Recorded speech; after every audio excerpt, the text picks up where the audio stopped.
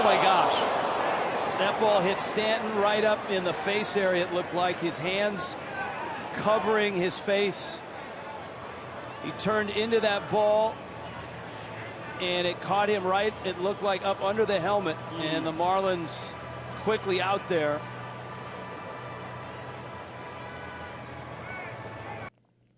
Concussions have been in the media recently, with even Hollywood taking notice.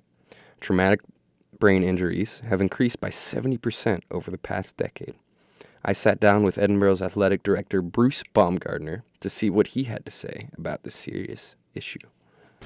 Well, Edinburgh University has been pretty progressive in concussion management, concussion identification, and our athletic training staff, our current athletic training staff, and previous athletic training staff has always been, pretty advanced in how they handle concussions. And our certified athletic trainers, we have a whole protocol. The PSAC, the NCAA have all kinds of protocols and rules to try to protect the student athletes. But if the student athlete does not cooperate, does not disclose their symptoms.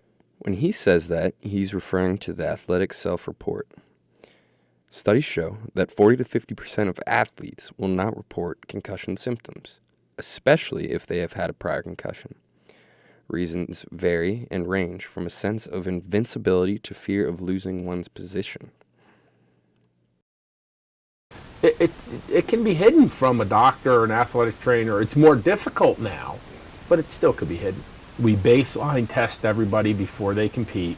If they get concussed or they have symptoms, they cannot go back in until a doctor releases them, and they can do the baseline test. The NCAA has similar protocols, so it's much better than it was 10 years ago. Yes.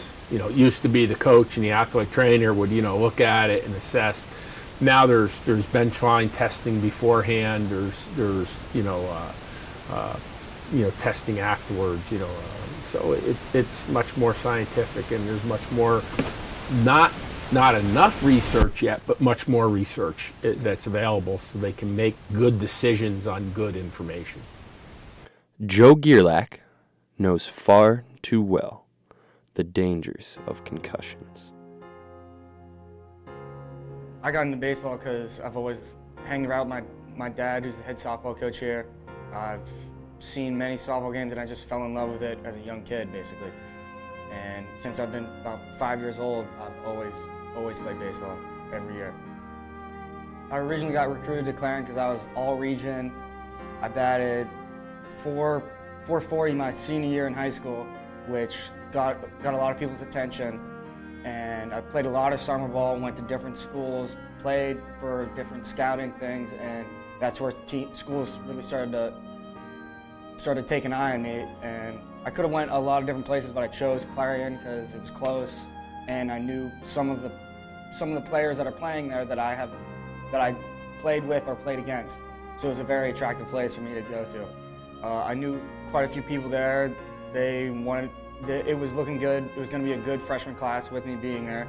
I was really happy to go. And it was midway through my freshman year where I took a hit to the head. After I got hit, I woke up in the hospital, went through a CAT scan, and afterwards the doctor basically told me I should not play baseball again. So after that, I had to leave Clarion and I transferred here. But now I still love the game, so I still try and play it. Summertime, just small. Basically all I do now is I'm careful with it. I can still feel the effects of it. It's basically when I run. It's when I have heavy exertion in my body, basically, and even when I'm batting, I still. High and in fastball still makes me jump. It'll make me jump every time, just because it's in the back of my head. But all I got to do now is just be careful and just continue to play the game.